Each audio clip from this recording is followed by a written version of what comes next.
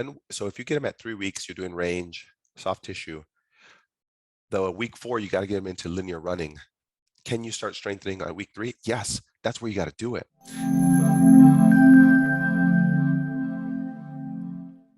Hi, everyone. Welcome back to the podcast. Welcome all new listeners. Welcome back to those who have heard my content in the past. This is a fantastic topic because it relates to literally every single person that you see, every athlete that you see, every patient, every client, all forms of fashion. This relates to every single one of them.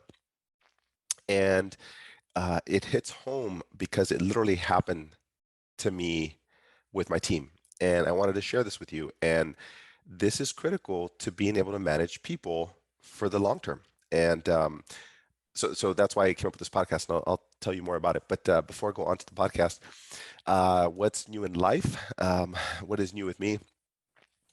Things are going great. The big thing I'm really excited about, if many of you haven't heard yet, I'm officially launching my 2022 courses, and currently there are 5 scheduled out for the year. 2 barbell courses and 3. It's a 3-part series that I'm going to be helping students, new grads, veteran PTs, you name it. So I'm really excited about it. And the dates for the first one, if you haven't received my emails and more information on it, is March 12th and 13th of 2022. And that's going to be at our San Diego location, and our new San Diego location, just minutes from the airport. So I'm really excited to get into that. But that's what's new. Just working behind the scenes to make sure that goes smoothly, and making sure that we get the right audience out there. I'm very, very excited to share with people who are really motivated, just the principles that I've learned, and being able to share those. So my kids are good, family's good. It is the holidays, and I'm recording this on Christmas Eve. And I'm really excited to share this with you guys before I go indulge with the family. So what is the topic? All right, we're talking about strength and conditioning while people are injured. And as I mentioned, this relates to every single person you see, because in theory, every person you see is injured. Like for most physical therapists, every person you see is injured. And if you see people who are not, good for you. That took time to build, and the reputation and the skill set to be able to do that. I know it sounds really easy, but many of us, in an ideal world, if somebody came to you without pain, it sounds really good in theory, but I think a lot of people they don't know what to do. Because our entire profession is built on having an injury to be able to push you next. But so the question becomes, when you don't have pain or injury, you're like, well, what do you want to help with? And the person doesn't know, so we get caught. Nonetheless, I'm not talking about that today. I'm talking about strength and conditioning. So when a person is hurt and they have a goal in mind, say for instance, that's the caveat to this whole podcast, that they actually have a time frame to achieve something. If somebody has back pain and they don't have like an event, something to go towards, it's very difficult to apply these principles because there's no urgency. So I'm going to share a little bit about the case, and that way you can kind of put it in context. Ultimately, we had an athlete with a shoulder injury, and the athlete wanted to continue playing soccer. And with a shoulder injury, as long as you don't get tackled, you don't fall on the ground, yes, sprinting is involved, and you're not the goalie, you kind of have to figure out, with someone with a shoulder injury, how do they continue playing soccer? And if they can't play soccer, how are you keeping them fit? That's the question. So the parent reached out to me and they said, hey, Chris, do you think that they can stay fit while they recover from the shoulder injury? And they were like 3 weeks out. They want to get back to soccer at 6 weeks. So here's the caveat. We have to figure out, can they return back in 6 weeks? Yes. Will strength and conditioning worsen or interfere with the healing of the shoulder? And that's where the art comes into play. This is really a balance of pushing them and keeping them fit without aggravating the priority, which is to heal the shoulder.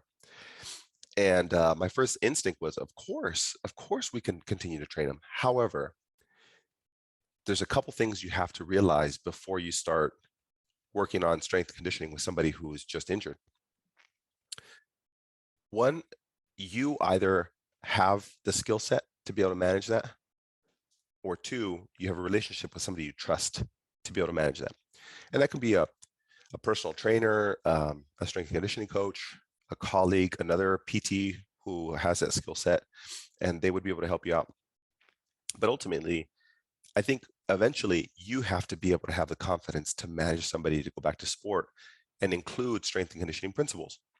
If you don't, that's fine. I think that you have to outsource that. And then eventually you have to build that skill set. I think if you really want to be a sports PT, a sports expert, whatever it may be, I think it's critical. It's one piece of the puzzle. If you haven't heard my podcast on great CEU courses for sports PTs, you need to, because I talk about the spectrum. An athlete goes through a different spectrum of injury.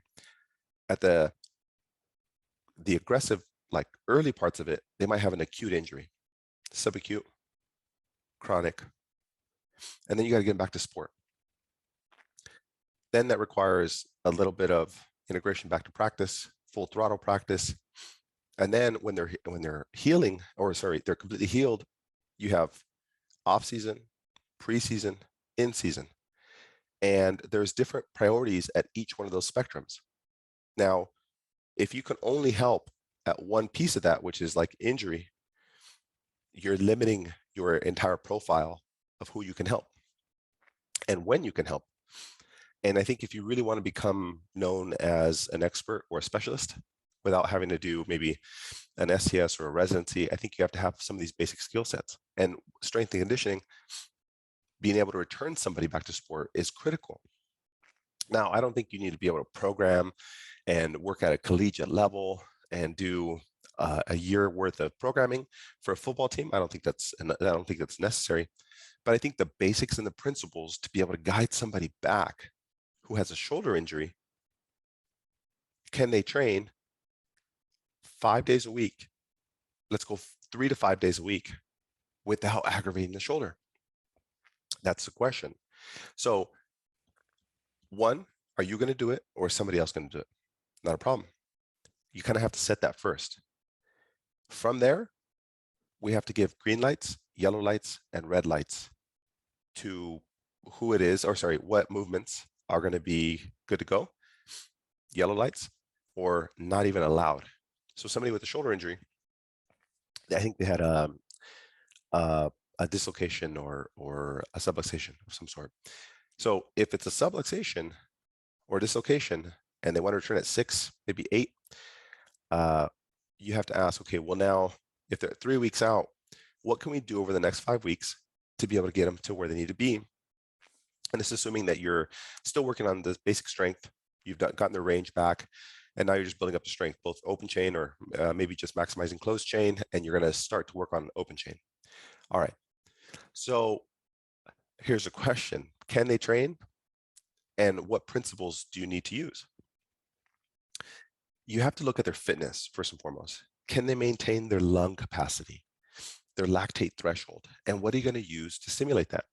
Because the great part about the shoulder is that like it's not as important as in like maybe basketball as it is in soccer.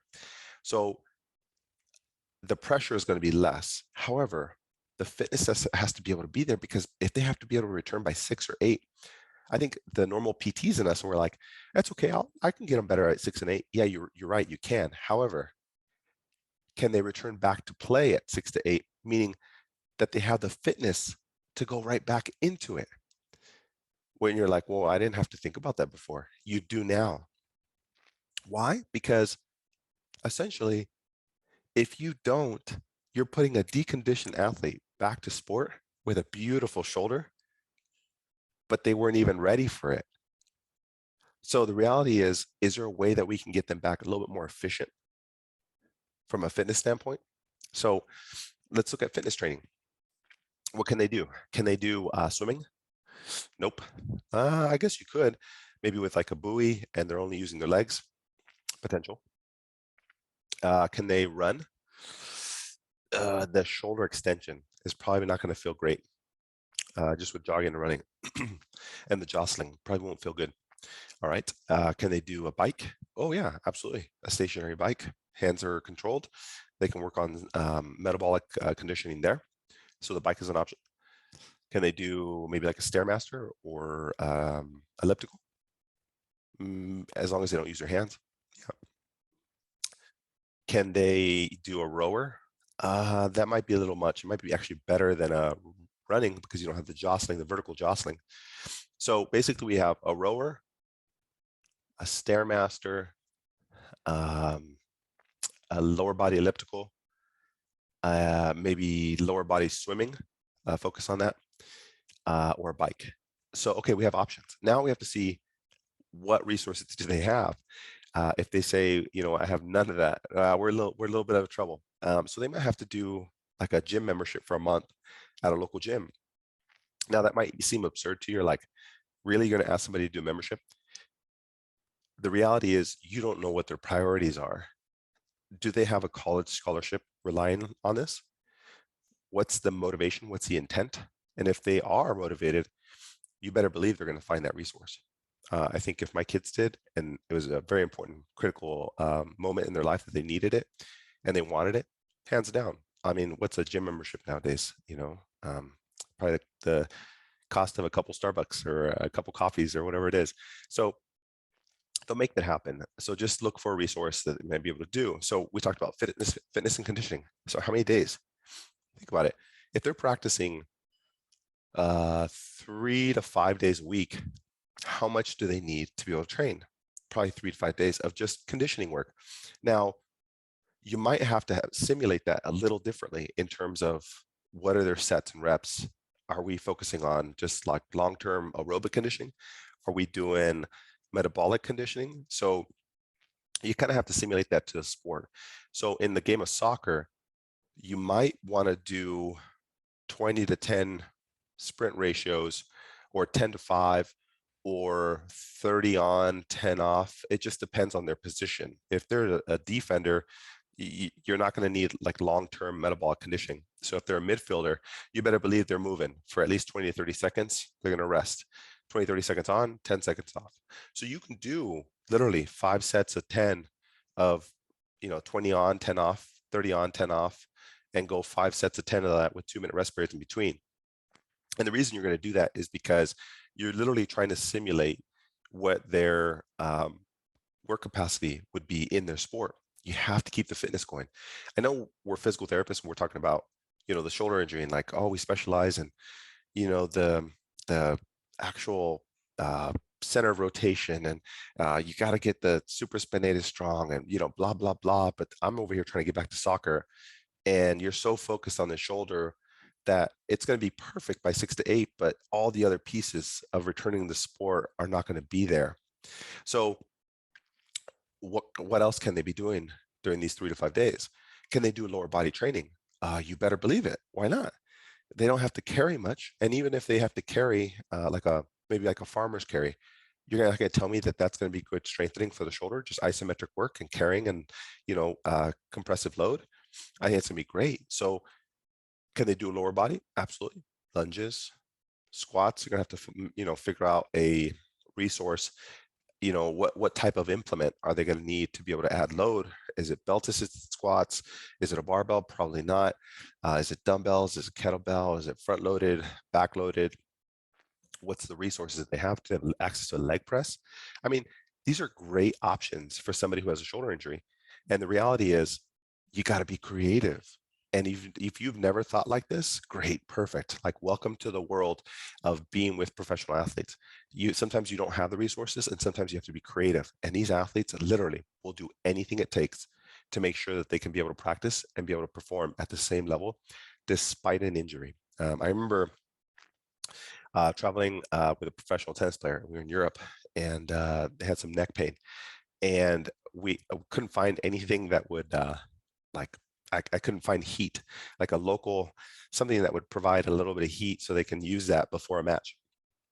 So we got a sock and put some rice in there, and then we just go microwave it, and then just take that out to the court and use it whenever we could. And sometimes you just have to be creative to be able to make sure that you're adding the 1%, the 2%, the 5% of recovery to whatever it is that they need. So from a return to training standpoint, you got to think from a fitness standpoint, that's got to be there before they go back to sport. You're almost integrating that into their rehab. And that's foreign for a lot of people. It's not always the number one thing that we gravitate towards. So I said the first thing you have to figure out is, are you managing this, or do you have a relationship and trust with somebody else who can do this? And then next, once we figure that out, what's the resources that they have? Because you're gonna have to figure it out fast, because you need to decide how you're gonna build out the training blocks if you don't know what equipment they have access to. Next, so we talk about fitness, strengthening. I don't think we need all that much help in this department from a shoulder standpoint, but what about lower body strengthening? Are you going to be able to strengthen their lower body? What about calves? What about their core work? What about hips? Can we keep those strong? Everything aside from the upper body, can we train that? Yeah. Can we train it 3 days a week? If they're not used to it, maybe 2 days. So you can have a 3-day metabolic conditioning, 2 days of strengthening, core work, lower body, and 1 day of recovery, active recovery in the pool, no upper body movement. And then you have 5 days of rehab exercises in that. So maybe Monday, Wednesday, Friday is their conditioning day. Tuesday, Thursday is their strength day. 5 days of rehab in between that. And then on Saturday, they have an active recovery day. And then Sunday is literally their day to relax. I don't know, maybe throw in some massage or acupuncture or additional PT or soft tissue, anything to help that expedite that. So fitness, strengthening, rehab exercises on a regular basis, and then the weekly progressions back to sport. And this is where, if you listen to any of my content in the past, this is like the thing you need to be able to manage people. Weekly progressions back to sport. So what does that mean for maybe the shoulder example? What are we doing with the shoulder 3 weeks out? 3 weeks post subluxation, 5 weeks back to sport. How can we get this athlete back to sport? So let's work backwards. If we do 8 weeks, full throttle return to sport, at 7 weeks, it has to be contact and full kicking, full sprinting to test the shoulder. Week 6 would be modified contact, full kicking. Week 6 would be modified distance for kicking, no contact. Week 5 would be eccentric loading, maybe a little plyos to the shoulder to progress back to multi-directional running. Why? Just because of the jostling on the shoulder. Week 4 would be return to run, linear with no multi-directional components. Week 3 would be open chain, closed chain strengthening. Week 2 would be range of motion. Week 1 would be soft tissue and pain relief. Is that possible with an 8-week progression? Yes. But if you're getting them at 3, you've already knocked out a couple of weeks of progression. So now you got to shut that or consolidate that down a little bit more. Is it possible? Yes. Now you're talking about trying to get 8 weeks of rehab into 5. So, and we're talking about getting fitness back too. So if you get them at 3 weeks, you're doing range, soft tissue. The week 4, you got to get them into linear running. Can you start strengthening on week 3? Yes, that's where you got to do it. Put them on elliptical with no upper body use, or a Stairmaster, or in the pool, or the rower might be a little bit aggressive, but then that way, or on the bike. They can be definitely on the bike. 1 day of aerobic training, 30 minutes sustained effort, 30 minutes at a very neutral pace, just to keep the heart going. And then Monday, Friday can be metabolic conditioning, 5 by 10 sets of 20 on, 10 off. That way that keeps that 5 days of whatever magical rehab exercise you want to add in, and 3 days of strength, lower body, core. And then you can add in linear running, conditioning at least 2 days a week, and then flip-flop that the following week, where you can do in 3 days of strength oh, it like it's a little tight. See, this is where the challenge becomes in. What's the priority at week 4 and 5? Build strength. And they got to go modify practice by week 6 with no contact. So at week 5, you're adding in linear running, no contact. You got to be careful. This is where you have to map this out on a whiteboard and look at, if you only have 5 weeks, you got to do range, soft tissue, get them training, work on their conditioning, progress them, get them into linear running, no practice, no contact, multi-directional running, and modified contact, and then full throttle contact with full kicking and distance and multi-directional running. When you work backwards, it's very doable, but this is the way that your brain needs to work. When somebody asks you, should I go back to sport? Can I go back to sport? Don't answer it. Put it in the form of a question. You ready? Take the pressure off of yourself. And this is where this is the same language I use with my team. Take the pressure off of yourself. The pressure's on you when you accept all the responsibility. And that's not your job. Your job is to provide an outline of what ideal looks like, what a like truly ideal scenario looks like. And then if they don't achieve that, where did it go wrong? So the easier way to answer that is saying, all right, your question is, can you go back to sport at 8 weeks? Let me outline ideal scenario. At 8 weeks, you're going full throttle. At 7 weeks, you're multi-directional, everything that we just talked about, going backwards. And then you explain, you're at week 3, and I just started working with you. You have 5 weeks to do this. The next question is, can you make this happen? See how you took the pressure off yourself? You literally outlined it for the athlete. And then they're like, well, I don't have a squat machine, or I don't have access to a gym. That's going to be a little tough. So I'm going to miss a week there. I can start running on the 5th week. And they're like, oh, that's going to be a little tough, but I can get a membership. I can do this. See, and then they start kind of asking themselves how much motivation and how important is this to them? And then they can answer that for themselves. And when you do that, you put all the power in the athlete and the parent. In this case, it was a youth athlete. But by doing this, you're literally, that's what they're coming to you for. That's when you go, you go to an accountant, anybody who's going to outline something for you. You go to a surgeon. Hey, can you fix my knee? And they're like, whoa, I can do these things, and here's a percent improvement. What do you want? What's your quality of life? And they'll try and put that back on you, because ultimately we can't work magic. What we can do is provide the best possible outline and progression and allow them to make the best possible journey that they can do for themselves. But not everything is on us. We just provide the outline, and that's our goal. That's our mission. And so when the athlete's mom asked me, hey, is this possible? I said, it is possible. Here is what needs to happen. And this has to be followed to a T. And in the end, they decided to do it, and they're in the middle of the progression. That makes me happy. So I'm just tracking it and making sure that everybody's on the same page. And that's the last piece that I want to share with you. That if you're going to do something like this, which I hope you get the opportunity to do it, is that this can't be off of recall. Nothing can be off of memory. That everything we talked about has to be on paper. It has to be on a Google Doc or an Excel spreadsheet or whatever app you want.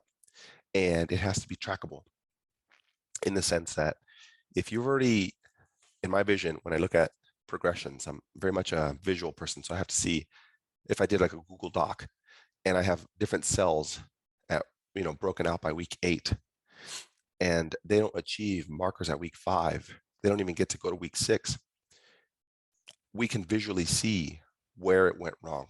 And the parent and the athlete can easily see that and understand they failed to do this, they didn't put in the work, whatever it may be, and they couldn't go to the gym for whatever reason, and that's what slowed down the progress. So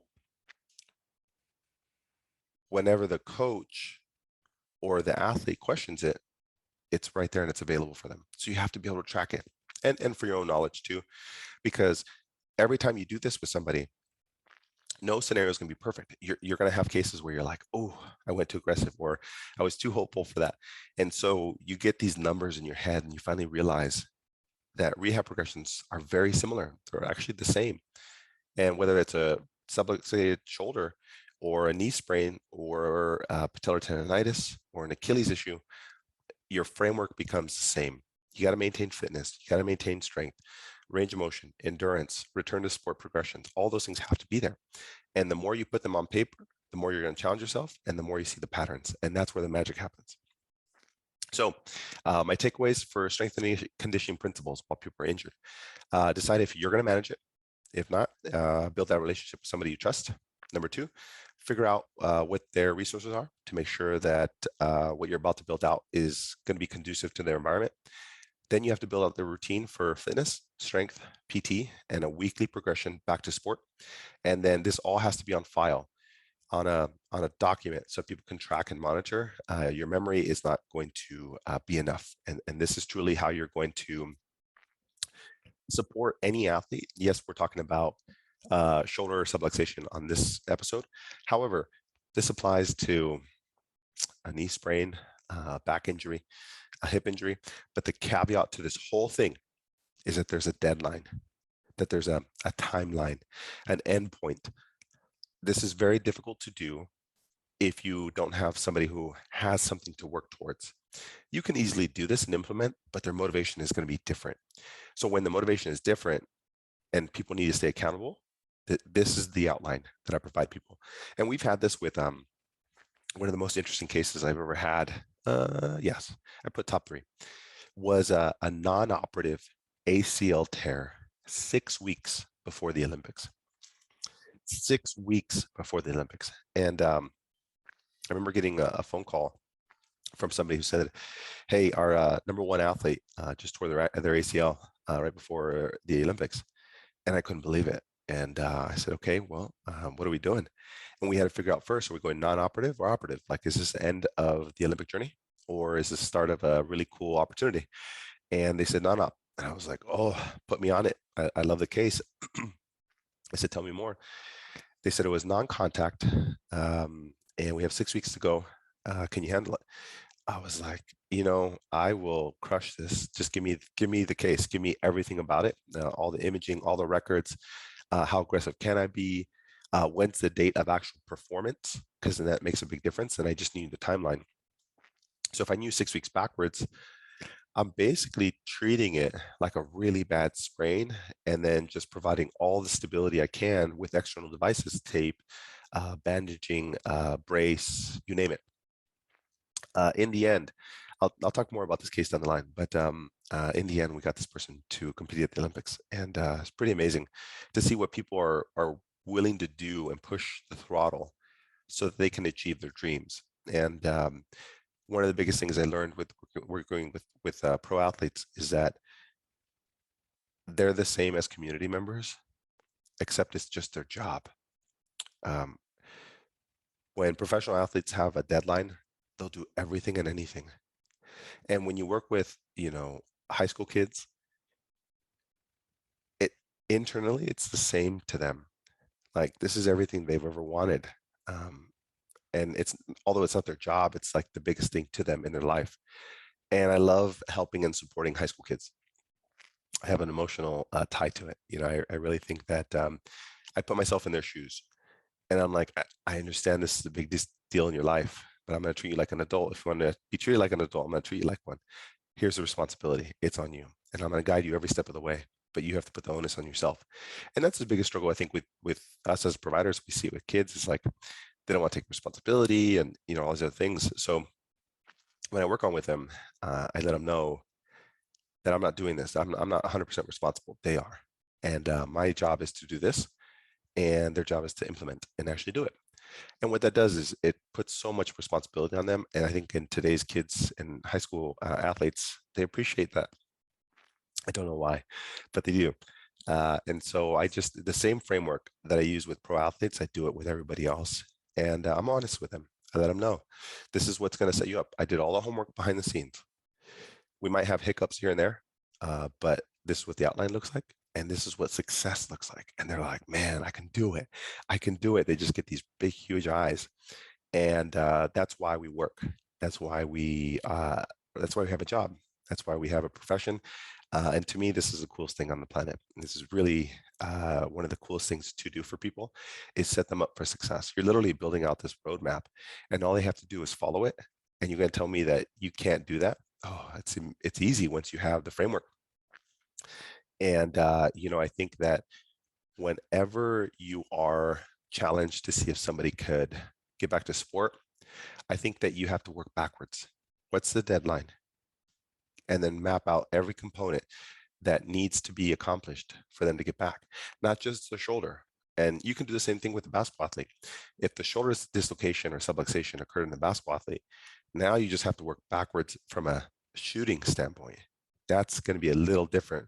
Plus defending and rebounding, it's a little bit more complicated, I guess, involved. Nonetheless, the framework is the same. And that's what I want you guys to take away, that you don't have to know every single principle about strength conditioning. You just have to know the framework and the principles, not every single detail of, how many reps are we in a microcycle or mesocycle. Don't get lost. That's not your job. Your job is not to be a strength coach. Your job is to be a facilitator of health and return them back to sport safely. And once you create the framework and then you understand how you can use the strength and conditioning principles, that's all the athlete needs. That's it.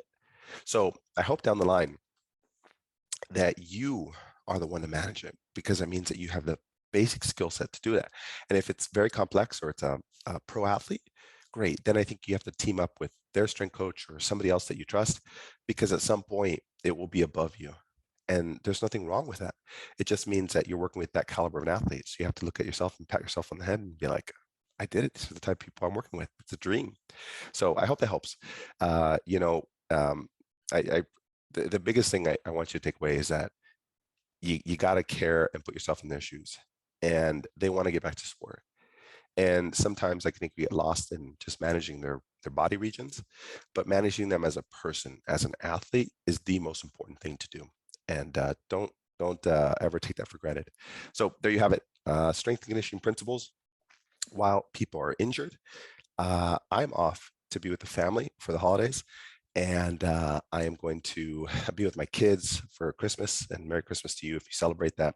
If not, Happy Holidays. I hope that you guys are doing great and enjoying time with the family. This has been an incredible year and opportunity for me, and I'm excited to share this journey with you guys. And I'm excited for 2022. If you guys haven't signed up for my 2022 courses, especially March 12th and 13th for the first series, it's a retreat. It's a retreat for sports PT minded clinicians, PT students, new grads, you name it. And the first of the series is going to be, I think is acute injury management, timelines, progressions, returning somebody back to sport, whether that's their ankle, their knee, far end of the spectrum. I think like we talked about, the middle of the spectrum, I think that's where we're really good. We can manage chronic pain and slowly getting back to sport, but where we fail is both ends of the spectrum. So my retreats and my series are going to be based on that. And so the first one's going to be the acute side, working on the left-hand side of the progressions. So I hope to see you there. That's going to be San Diego. There might be some virtual options just based on the interest. So I just need to hear from you guys and girls, and let me know what your guys' interest is. And if you're looking to do virtual, I'll open it up, but ultimately it's just based on the demand. So happy holidays, and I hope you guys are doing well. I hope that Santa Claus and somebody brings you some great gifts. Otherwise, I will see you guys next week, right before the new year. So all right, I'll see you guys. Take care.